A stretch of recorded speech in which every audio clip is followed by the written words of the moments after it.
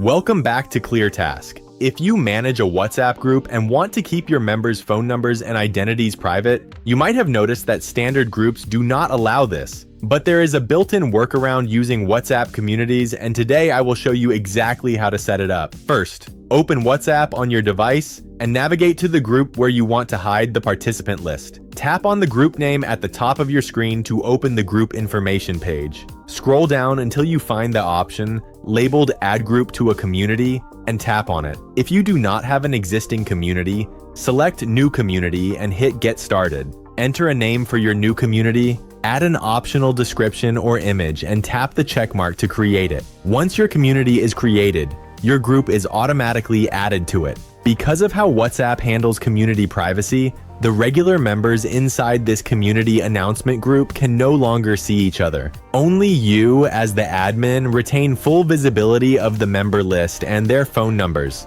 This gives you complete control and ensures your members' privacy is protected from unwanted direct messages. If this method helped you secure your group, please leave a like and subscribe to ClearTask for more straightforward tutorials. Thanks for watching.